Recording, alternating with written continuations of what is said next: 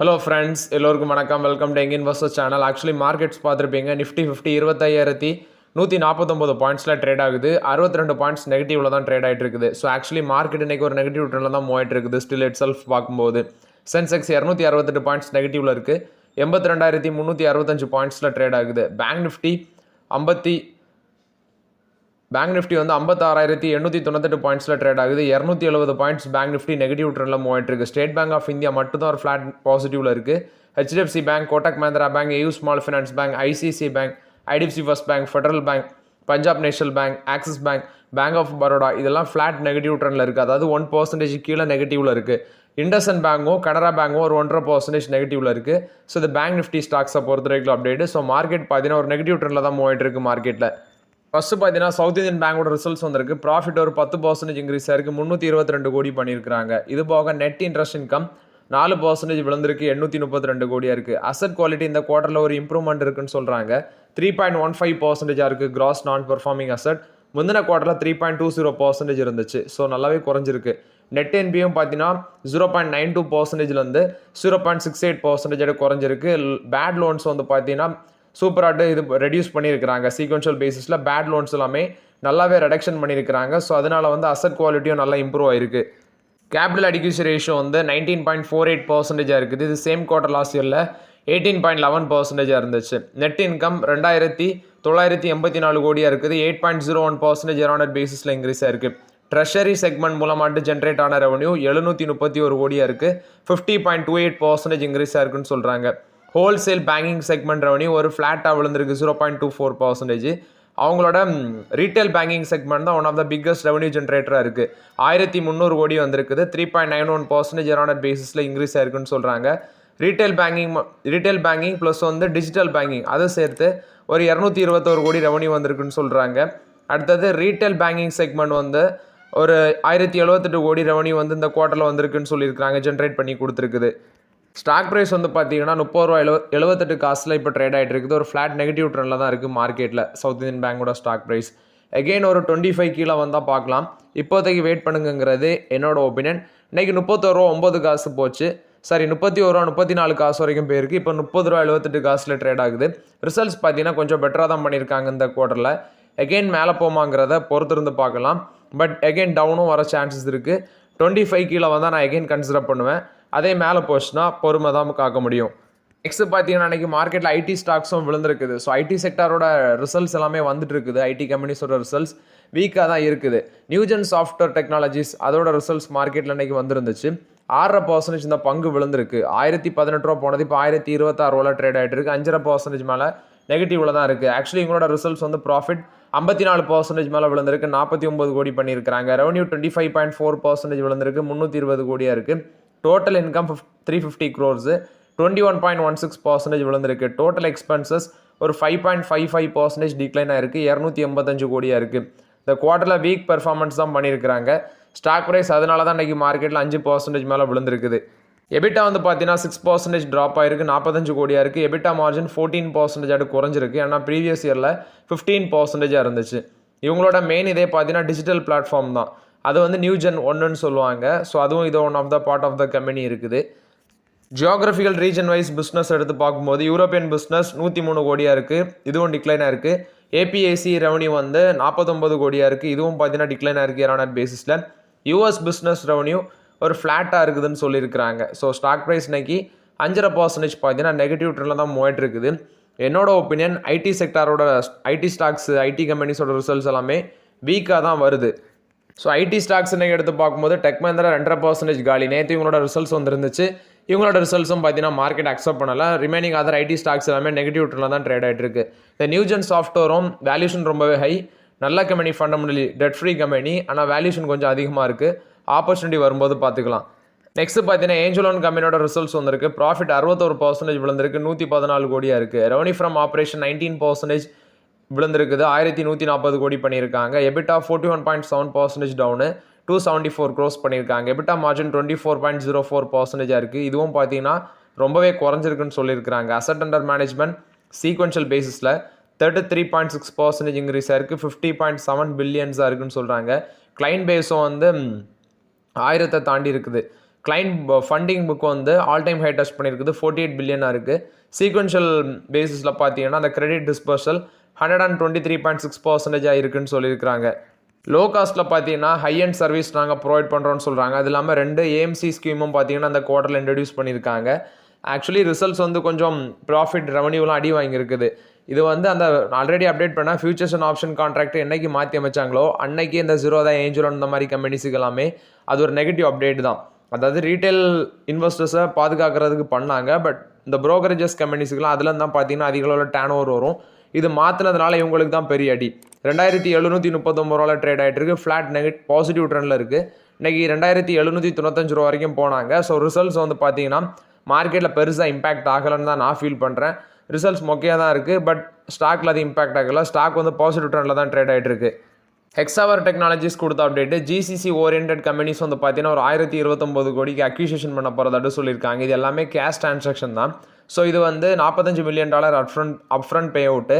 $45 million வந்து பார்த்தீங்கன்னா அடுத்தது இன்னொன்று வந்து ஏர்ன் அவுட்டு, அதாவது ஏர்ன் பண்ணது மூலமாட்டு இன்னொன்று வந்து out performance earn out bonus அப்படின்னு சொல்லியிருக்கிறாங்க. ஸோ ஜிசிசி எக்ஸ்பர்டைஸ் கம்பெனியை வந்து ஃபார் எக்ஸாம்பிள் இந்த ப்ளே புக்கு ஜிசிசி செக்மெண்ட்டில் இருப்பாங்க. ஸோ அந்த கம்பெனிஸை வந்து 1029 கோடிக்கு ஷேர் பர்ச்சேஸ் அக்ரிமெண்ட் மூலமாட்டு tech SMC square India, tech SMC squared India இதை வந்து அக்யூசியேஷன் பண்ணுறாங்க ஹெக்ஸாவர் டெக்னாலஜிஸ். இது ஹெக்ஸாவர் டெக்னாலஜிஸ் கொடுத்த அப்டேட்டு. நெக்ஸ்ட் பார்த்தீங்கன்னா ஐடிசி ஹோட்டல்ஸ். ஆக்சுவலி ஐடிசி ஹோட்டல்ஸோட அந்த ப்ராப்பர்ட்டி மார்க் வந்து 200 ஹோட்டல்ஸை டச் பண்ணியிருக்குது. இல்லை 143 ஆப்ரேஷனல், 13,400 ஆட் கீஸ் வந்து பார்த்தீங்கன்னா அவங்க கைவசம் வச்சுருக்கிறாங்க. இன்க்ளூடிங் இந்தியா அண்ட் ஸ்ரீலங்காலலாம் வச்சுருக்கிறாங்க. ஸோ இப்போ ஆக்சுவலி லாஸ்ட் குவார்டர் ரிசல்ட்ஸ் நான் அப்டேட் பண்ணேன். ப்ராஃபிட், எபிட்டா, ரெவன்யூ எல்லாமே நல்ல டீசென்ட் ரிசல்ட்ஸ் தான் பண்ணியிருந்தாங்க. ஆனால் ஸ்டாக் இப்போதைக்கு வாய்ப்புகள் ரொம்பவே கம்மி. ஏன்னா 79 டைம்ஸ் மேலே ஏர்னிங்ஸில் இருக்குது. 242 ட்ரேட் ஆகிட்டு இருக்குது. அந்த டிமர்ஜரில் கிடச்ச டைமில் வாங்கினது தான், அதில் கிடச்சி தான். நான் அப்புறம் ஃப்ரெஷ் என்ட்ரி பார்த்தீங்கன்னா ஐடிசி ஹோட்டல்ஸில் எடுக்கலை. ஸோ இது வந்து ஐடிசி ஹோட்டல்ஸை பொறுத்த வரைக்கும் அப்டேட்டு 200 ஹோட்டல்ஸ் அப்படிங்கிற மார்க்கை பார்த்தீங்கன்னா டச் பண்ணியிருக்கிறாங்க. நெக்ஸ்ட் பார்த்தீங்கன்னா Sona BLW precision forgings limited 488 trade ஆகிட்டு இருக்கு. இன்றைக்கி 494 வரைக்கும் போயிருக்கு. நான் 7% மேலே பாசிட்டிவ் ட்ரெண்டில் இருக்குது. ரீசன் அப்படின்னு சொல்லி பார்க்கும்போது ஒன்றும் வந்து பார்த்தீங்கன்னா வால்யூம் பேசிஸ்லேயே மேலே போயிருக்கு. அது இல்லாமல் வந்து இவங்க பியூஐடி அந்த கம்பெனியோட பேச்சுவார்த்தையில் இருக்கிறாங்க. அவங்களோட எலக்ட்ரிக் வெஹிக்கிள் காம்பனன்ட் சப்ளை பண்ணுறதுக்கு சைனீஸ் இவி மேனுஃபேக்சர் கம்பெனியாக இருக்கிற பியூஐடிக்கு எலக்ட்ரிக் வெஹிக்கிள்ஸுக்கான அந்த பார்ட்ஸு காம்பனன்ட் மேனுஃபேக்சர் இது சப்ளை பண்ணுறதுக்கு இவங்க பேச்சுவார்த்தையில் இருக்கிறாங்க அப்படிங்கிற நியூஸ் வந்த உடனே இந்த ஸ்டாக் வந்து பார்த்தீங்கன்னா 7% அப்பர் சர்க்யூட் அடிச்சிருக்கு. இது Sona BLW precision forgings limited பொறுத்த வரைக்கும் அப்டேட்டு. நெக்ஸ்ட் வந்து கல்யாண் ஜுவல்லர்ஸ் எகைன் இன்னைக்கு ஒரு 600 அப்படிங்கிற மார்க்கை தாண்டி இருக்குது. 609 போனது, இப்போ 602 இருக்குது.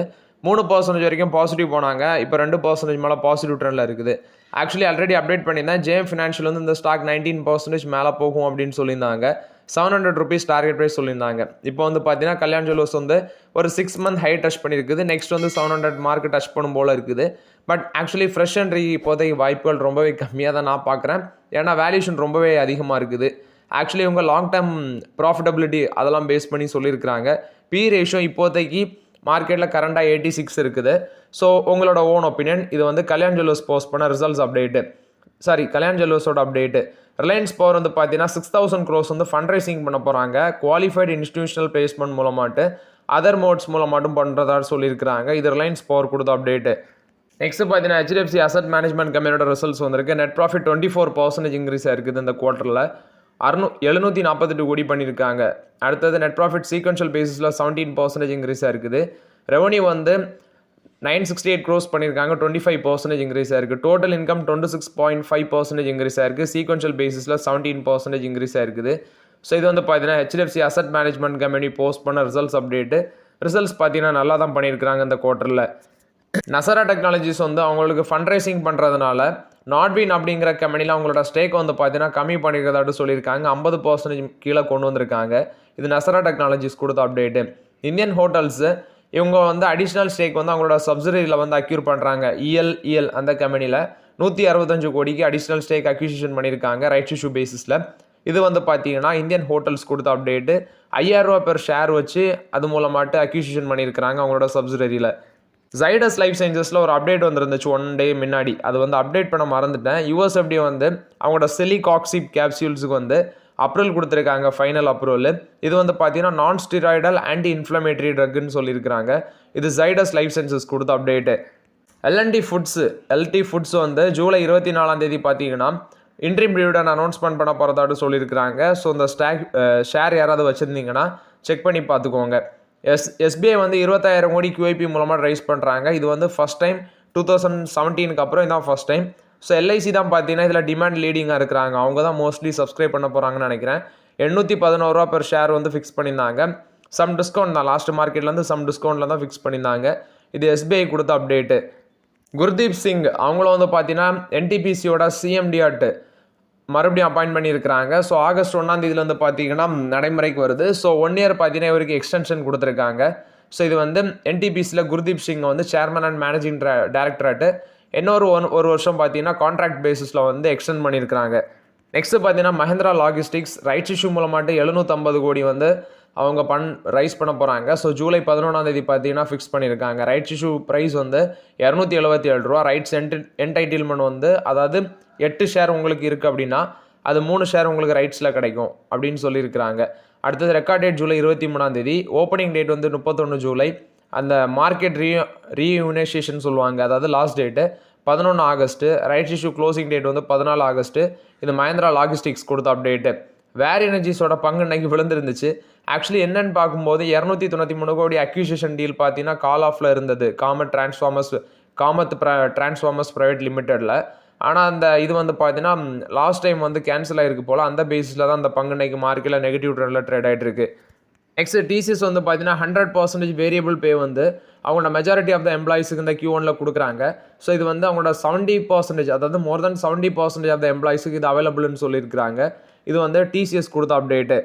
நெக்ஸ்ட் ஓலா எலக்ட்ரிக்கில் வந்து அப்டேட்டு. மகாராஷ்டிரா கவர்மெண்ட் வந்து அவங்களோட அன்லைசன்ஸ் ஷோரூம் வந்து கிட்டத்தட்ட 121 ஓலா எலக்ட்ரிக் ஷோரூமில் 109 வந்து பார்த்தீங்கன்னா ஷோகாஸ்ட் நோட்டீஸ் இஷ்யூ பண்ணியிருக்கிறாங்க. இதில் 75 ஷோரூம் வந்து ஆல்ரெடி ஷட் டவுன் அப்படின்னு சொல்லியிருக்கிறாங்க. விரைவில் மேபி வந்து இன்னும் நிறைய ஷோரூம் க்ளோஸ் ஆகலாம். இது ஓலா எலக்ட்ரிக்கில் வந்து அப்டேட்டு. டொனால்ட் ட்ரம்ப் வந்து பார்த்தீங்கன்னா அங்கே கோகோ-கோலா வந்து அமெரிக்காவில் மேனுஃபேக்சர் பண்ணுறாங்க. ஸோ யுனைடெட் ஸ்டேட்ஸில் நீ கோகோ-கோலா அது இல்லாமல் பிவரேஜஸ் எது மேனுஃபேக்சர் பண்ணாலும் ஒரிஜினல் சுகர் கேன் வந்து அதில் ஆட் பண்ணணும். ஒரிஜினல் சுகர் கேனில் இருந்து எடுக்கிற சர்க்கரையை வந்து அதில் ஆட் பண்ணணும் அப்படின்னு சொல்லி அப்டேட் கொடுத்துருக்காங்க அந்த கம்பெனிஸுக்கு எல்லாமே. டொனால்ட் ட்ரம்ப் உத்தரவு போட்டதுனால ஸோ அந்த கம்பெனிஸும் யூஎஸோட பிவரேஜஸ் கம்பெனிஸ் எல்லாமே அக்செப்ட் பண்ணிக்கிறதாட்டு சொல்லியிருக்காங்க. ரியல் கேன் சுகர் வந்து இனி கோக்லலாம் ஆட் பண்ணணும் அப்படின்னு சொல்லியிருக்காங்க. ஸோ இதனால் வந்து பார்த்தீங்கன்னா மக்களுக்கு எந்த கெடுதலும் வராது அப்படிங்கிற பேசிஸில் தான் அந்த முடிவு எடுத்திருக்காங்க. இந்தியாவில் இதே மாதிரி ஒரு அப்டேட் எடுக்கணுங்கிறது என்னோட ஒப்பீனியன். நெக்ஸ்ட் CMC வெள்ளூரும் அதே மாதிரி ஃபெடரல் பேங்க் 2 பேரும் சேர்ந்து ஒரு மெமரம் ஆஃப் அண்டர்ஸ்டாண்டிங் போடுறாங்க நியூ ஃபார்மசி காலேஜுக்கும். அடுத்தது வந்து பார்த்தீங்கன்னா ஒரு கேன்சர் பேஷண்ட்ஸுக்கு வந்து ட்ரீட்மெண்ட் சம்மந்தமாட்டு இந்த மெமரம் ஆஃப் அண்டர்ஸ்டாண்டிங் போட்டிருக்காங்க. நியூ ஃபார்மசி காலேஜ் வந்து பில்ட் பண்ண போகிறதாட்டு சொல்லியிருக்கிறாங்க. அது இல்லாமல் கேன்சர் பேஷண்ட்ஸுக்கு ஃபினான்ஷியலி நாங்கள் சப்போர்ட் பண்ணுவோம் இந்த மெமரம் ஆஃப் அண்டர்ஸ்டாண்டிங் மூலமாட்டுன்னு சொல்லியிருக்காங்க. இதில் வந்து federal bank hummus memorial foundation வந்து 13.73 crores வந்து கொடுக்குறாங்க. 2.5 ஏக்கரில் பிளாட் வந்து அலாட் பண்ணுறாங்க. நியூ காலேஜ் வந்து 40,476 ஸ்கொயர் ஃபுட் ஃபெசிலிட்டியில் இது அவைலபிளாக இருக்குன்னு சொல்லியிருக்காங்க. AW அக்ரி பிஸ்னஸோட பங்குனைக்கு 6% மேலே பாசிட்டிவில் இருக்குது. ஆக்சுவலி அவங்களோட Q1 சேல்ஸ் வந்து ரெக்கார்ட் சேல்ஸு, அந்த பேசிஸில் அந்த பங்கு மேலே போயிருக்குது. நெக்ஸ்ட் பார்த்தீங்கன்னா டெஸ்லா, வின்ஃபாஸ்ட், BYD இதெல்லாமே ஃபாரின் கார் கம்பெனிஸ். இப்போ இது 3மே லெஜண்ட் கம்பெனிஸு இந்தியன் மார்க்கெட்டுக்குள்ளே வர்றாங்க. இதில் வின்ஃபாஸ்ட்டை பற்றி எனக்கு கிளியர் கட்டாக தெரியாது. பட் BYD வந்து வேர்ல்டு வைடு வந்து டெஸ்லாவை டிஸ்ட்ராய் பண்ணிட்டு இருக்காங்க. அது கிளியராகிட்டு நமக்கு எல்லாத்துக்குமே தெரியும். ஸோ இப்போ டெஸ்லாவோட காரோட ப்ரைஸ்ன்னு பார்த்தீங்கன்னா அது எல்லாமே மோர் தேன் 59 lakhsங்கிறாங்க. அதாவது 59 lakhsல தான் ஸ்டார்டிங். அப்படின்னா இங்கன்னா நம்ம இந்தியாவில் வந்து 60 லட்சம் தான் ஸ்டார்டிங்கே டெஸ்லாவோட கார் ப்ரைஸு. அதே இவங்க வின்ஃபாஸ்ட்டுக்கு அப்படின்னு பார்த்தீங்கன்னா 18 lakh to 24 lakhன்னு சொல்கிறாங்க. அது மாதிரி BYD அவங்களுக்கு வந்து 48 lakhsலேருந்து ஸ்டார்டிங் ஆகி 54 lakh வரைக்கும் போகும் அப்படின்னு சொல்கிறாங்க. பட் டேக்ஸ் அதர் டீட்டெயில்ஸ் எல்லாமே சேர்த்து தான் சொல்கிறாங்க. இதில் BYDயோட கிலோமீட்டர் ரேஞ்ச் வந்து சீலியான் 7 அது 567 kilometers வரைக்கும் போகும் அப்படின்னு சொல்கிறாங்க. வின்ஃபாஸ்ட்டும் கிட்டத்தட்ட அதே ரேஞ்சுக்கு வருது. வின்ஃபாஸ்ட்டில் VF7ங்கிறது மிட் சைட்ஸ் SUV. இதில் வந்து 30 to 35 lakh வரைக்கும் ப்ரைஸ் அவைலபிளாக இருக்குது. இதுவும் பார்த்தீங்கன்னா ஒரு நல்ல கிலோமீட்டர் கொடுக்கும்னு சொல்கிறாங்க. நெக்ஸ்ட்டு டெஸ்லா வந்து அதிகபட்சமாட்டு போகிறது 500 kilometer வரைக்கும் போகும்னு சொல்கிறாங்க. அதே 75 kWh NMC பேட்டரி போட்டால் லாங்கர் ரேஞ்சு 622 கிலோமீட்டர் வரைக்கும் போகும்னு சொல்கிறாங்க. பட் மார்க்கெட்டில் இது இந்த 3 கம்பெனிஸுக்குள்ள ஒரு பக்கம் காம்படிஷன். அது போக ஹையன் கார்ஸான BMW, Volvo, Mercedes Benz, Porsche, Audi இந்த மாதிரி கம்பெனிஸ் எல்லாம் ஒரு பக்கம் ஒரு காம்படிஷனில் இருக்குது. ஆனால் அவங்க பெருசாக கார் விற்காது. அது போர்ஷேலாம் எடுத்து பார்த்தீங்கன்னா ஒரு குவார்ட்டரில் 2 கார் 3 கார் அப்படி தான் விற்கும். ஆனால் real competition Tata Motors, Mahindra and Mahindra மாதிரி நான் சொன்ன அந்த 3 கம்பெனி, எம்ஜி மோட்டார்ஸ், கியா இது மாதிரி கம்பெனிஸுக்குள்ளே தான் போட்டி. Plus Maruti Suzuki. So next குவார்ட்டரை எடுத்து பார்த்தா தெரியும், சேல்ஸ் எடுத்து பார்க்கும்போது தெரியும் எந்தெந்த கம்பெனிஸ் எல்லாமே இந்த 3 ஃபாரின் பிளேயர்ஸ் அஃபெக்ட் பண்ணியிருக்காங்கன்னு சொல்லி. ஸோ ஓகே ஃப்ரெண்ட்ஸ், ஆக்சுவலி இந்த வீடியோவில் சில இம்பார்ட்டன்ட் அப்டேட்ஸ் எல்லாமே டிஸ்கஸ் பண்ணோம். அந்த வீடியோ உங்களுக்கு பயனுள்ளதாக இருந்துச்சுன்னா லைக் பண்ணுங்கள், சப்ஸ்கிரைப் பண்ணுங்கள், கமெண்ட் பண்ணுங்கள். Okay friends, thank you.